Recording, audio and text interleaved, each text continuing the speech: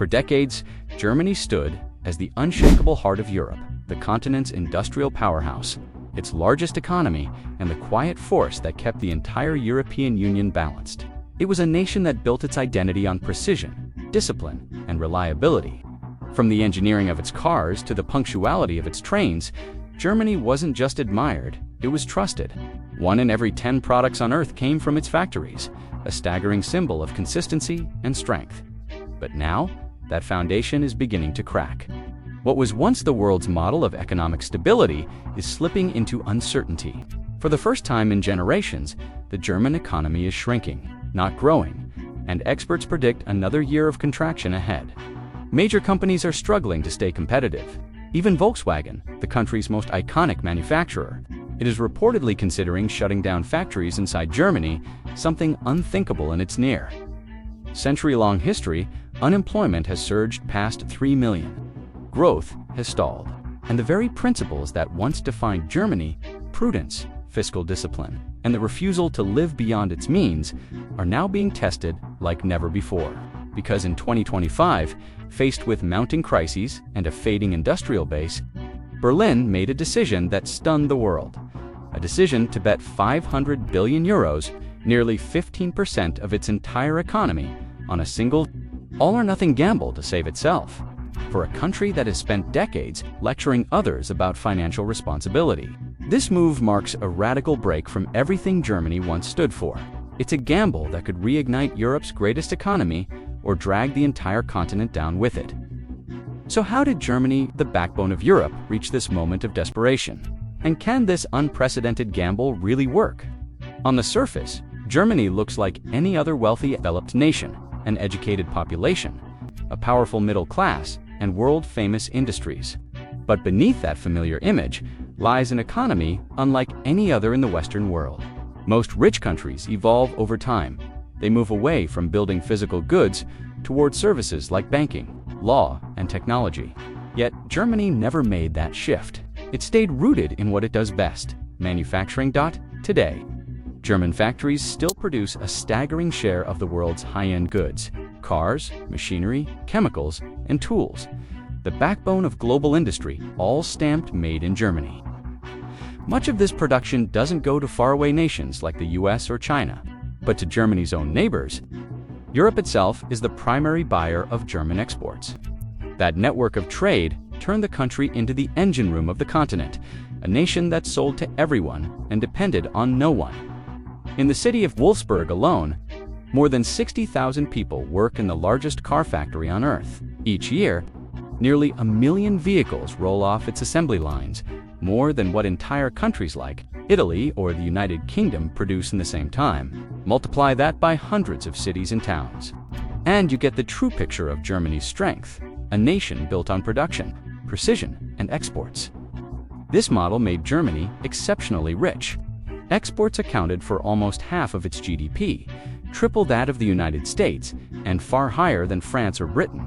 For decades, Germany sold far more than it bought, running enormous trade surpluses year after year.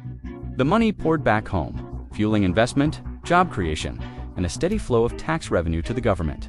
Berlin didn't have to borrow heavily or run deficits. It didn't need to chase growth with risky debt. Instead, the country grew the old-fashioned way by making things the world wanted and saving the profits. But this success came with an invisible weakness. By relying so heavily on foreign buyers, Germany built an economy that worked perfectly until the rest of the world stopped buying. And rather than preparing for that possibility, Germany doubled down on the very system that made it vulnerable. In 2009, at the height of its confidence, Germany made a decision that would come to define the next decade of its economy.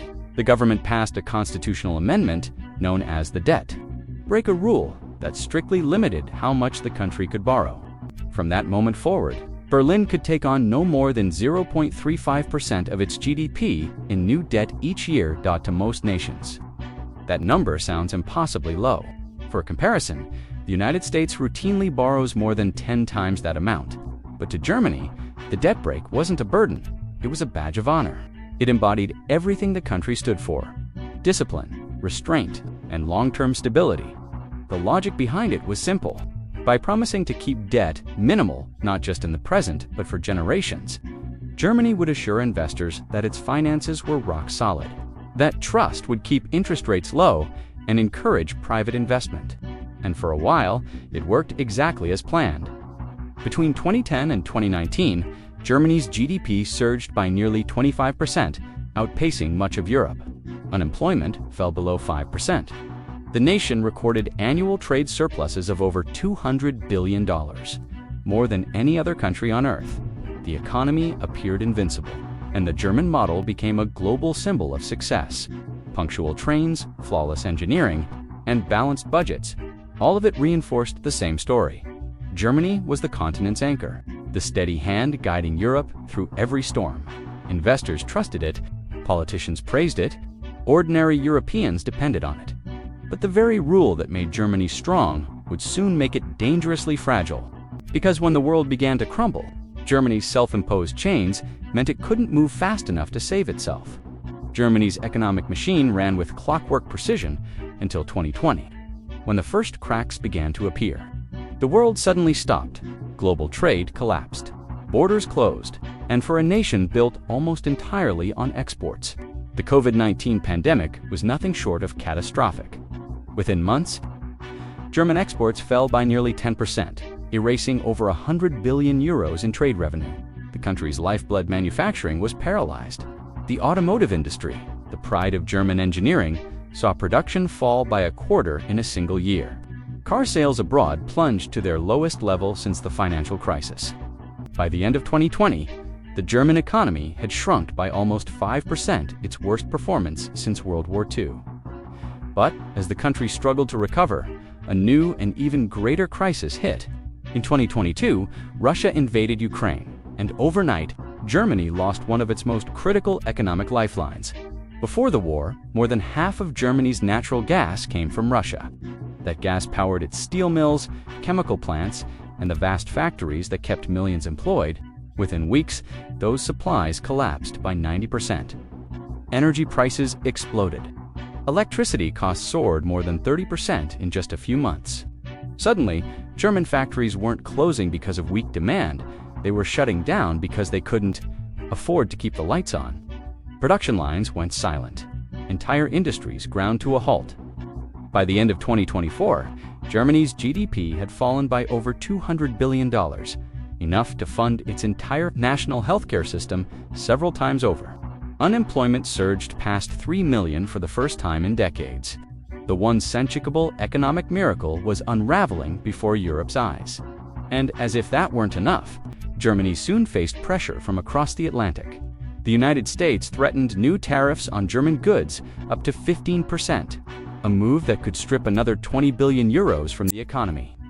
At the same time, mounting demands for higher defense spending under NATO obligations left Berlin cornered, trapped by crises abroad and its own strict debt rules at home. Germany found itself paralyzed. The debt brake, once a symbol of strength, had become a noose tightening around the nation's economy. And so, with its back against the wall, Germany made a choice that would shock the world, a decision to break its own sacred rule. In March 2025, Germany did the unthinkable. For the first time in its modern history, the government tore up its own sacred principle, the debt brake, and announced a colossal €500 billion spending package. It was the largest investment plan the country had ever attempted, amounting to roughly 15% of its entire economy. For a nation built on caution and fiscal restraint, it was a breathtaking reversal. Germany had spent decades preaching discipline to the rest of Europe, warning against debt and demanding austerity. Now, it was doing exactly what it once condemned, borrowing on a massive scale to save itself. The plan had 3 goals: revive the economy, modernize the country, and secure energy independence. The government promised that this spending wouldn't be reckless, but strategic, aimed at rebuilding the foundations of Germany's future. Officials argued that without decisive action, the country could face years of decline, millions more unemployed, and a collapse of investor confidence that might drag all of Europe down with it. In theory, the gamble made sense. Economic models predicted that such a massive injection of capital could lift GDP growth back into positive territory within 2 years. potentially creating over 1 million new jobs. The idea was to spend aggressively now, rebuild industries and infrastructure, and later repay the debt once growth returned. After all, Germany still had one of the lowest debt-to-GDP ratios among developed nations. To many, this was the time to use that strength. But there was one massive complication, one that made this move far riskier than it appeared. Germany isn't just another European economy, it's the continent's financial backbone. Whenever weaker nations like Italy, Spain, or Greece stumble, it's Germany that provides the safety net.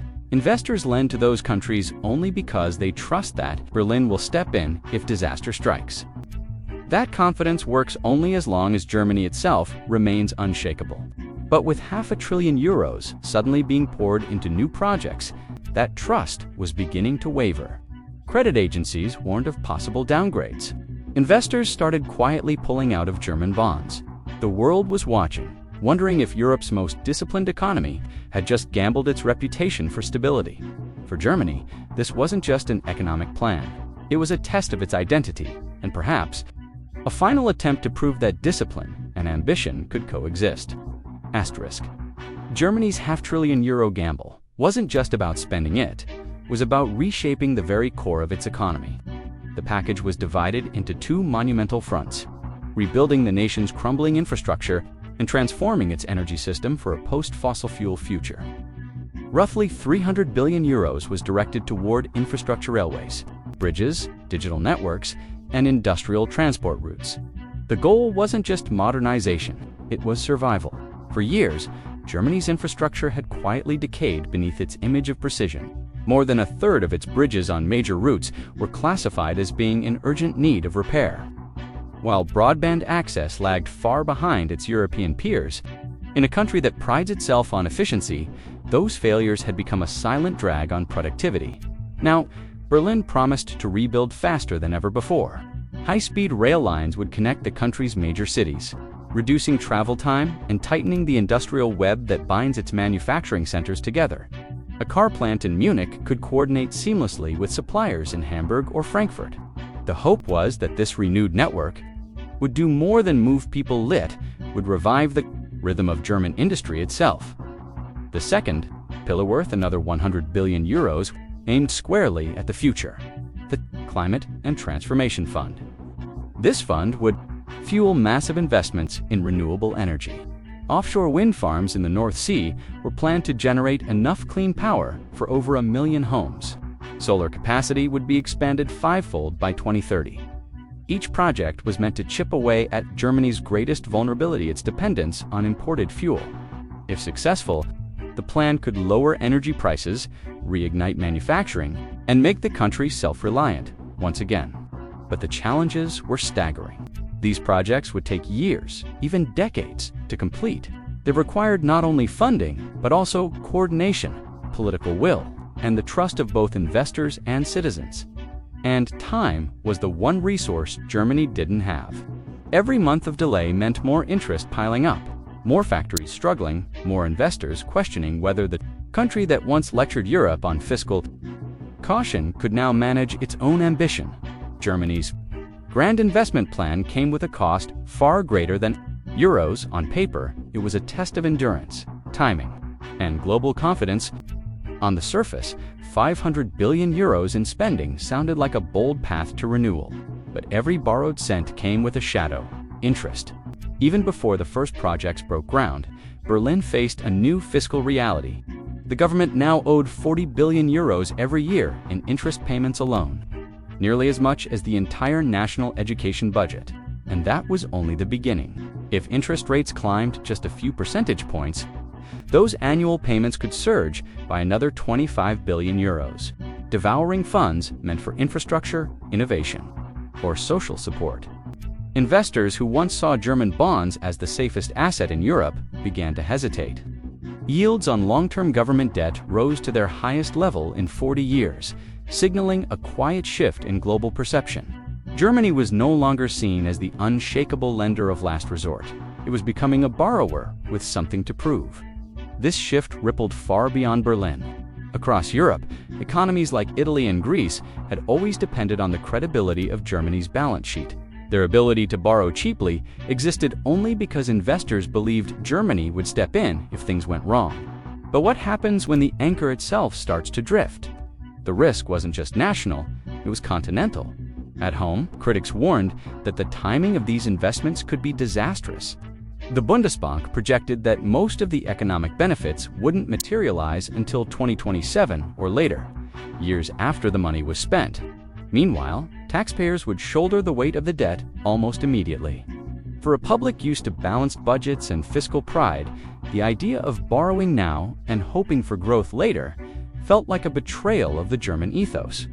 Yet the government insisted there was no alternative. Without action, unemployment could surpass 5 million, and the economy might remain stuck in recession for years. To do nothing would mean accepting decline, a fate that Germany, the industrial heart of Europe, simply could not afford the gamble. It was about identity. Could the world's most disciplined economy learn to take risks? Could the nation that once built its strength on restraint rediscover it through ambition? For generations, Germany's economic model was simple, almost sacred. Keep debt low, let the private sector lead, and trust exports to power growth. It was a formula that transformed a war-torn nation into Europe's richest country and the symbol of financial stability across the world. But that old model has finally reached its limits, and Germany knows it. The crises of the past few years didn't just slow growth, they exposed the fragility at the heart of the system. When global trade faltered, Germany had no domestic demand strong enough to fall back on. When cheap Russian gas disappeared, its industries stumbled. And when the world changed faster than its infrastructure could adapt, its reputation for efficiency began to look like an illusion. Berlin is attempting something radical, turning its economic philosophy upside down. Instead of being the enforcer of fiscal discipline in Europe, Germany is positioning itself as the engine of state-led renewal, using massive public investment to rebuild what private enterprise alone can no longer sustain. It's a transformation that echoes through every level of society. Factories that once relied on fossil fuels are being redesigned for green energy. Aging railways are being replaced by high-speed corridors connecting every corner of the country. Entire sectors, from steel to semiconductors, are being reimagined through public funding. The same government that once prided itself on restraint is now betting that spending and spending big might be the only way to preserve its prosperity. But this shift is more than economic, it's cultural. For decades, Germany's identity was built around prudence, the idea that security came from saving, not spending. Now it must embrace a new truth that in a world of global shocks and relentless change, survival may depend on risk. If this transformation works, Germany could emerge stronger than ever, a model for how advanced economies can reinvent themselves in the 21st century. But if it fails, it won't just tarnish its reputation. It could undermine the very foundation of Europe's financial stability. Germany's gamble has now become a question of time and faith. The country's future depends on whether its bold investments can deliver results before the costs spiral out of control. Every bridge repaired, every wind farm built, every factory modernized carries the same unspoken urgency. Prove that this gamble was worth it. If the projects succeed, Germany could reignite its economy and reclaim its role as Europe's stabilizing force. Productivity would rise, energy would become cheaper, and new industries could replace the ones that once defined its past.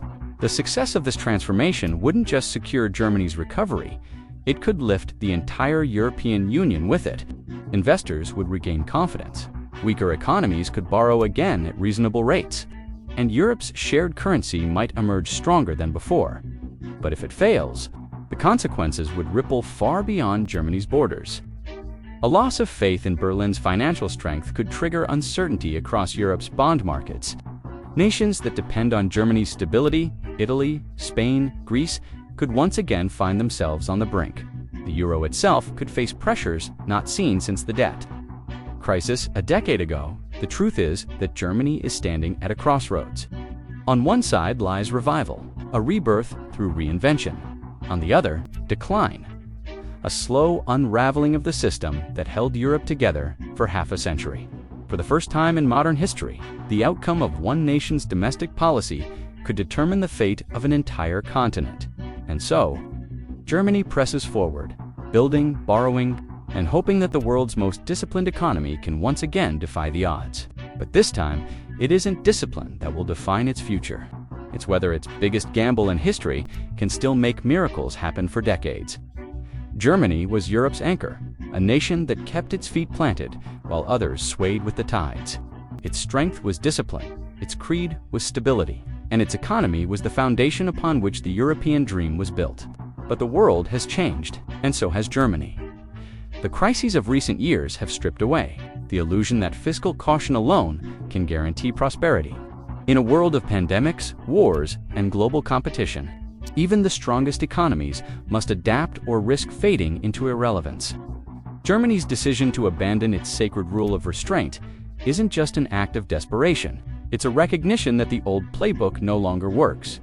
Now, the country stands as both experiment and warning. If this grand gamble succeeds, it could usher in a new era of growth, proof that even mature economies can reinvent themselves through vision, investment, and courage. But if it fails, the fallout could reshape Europe's future, shaking the financial systems that have held it together for decades. Germany's story is no longer just about engineering or exports. It's about evolution. It's about whether a nation built on precision and order can thrive in an age defined by uncertainty and risk.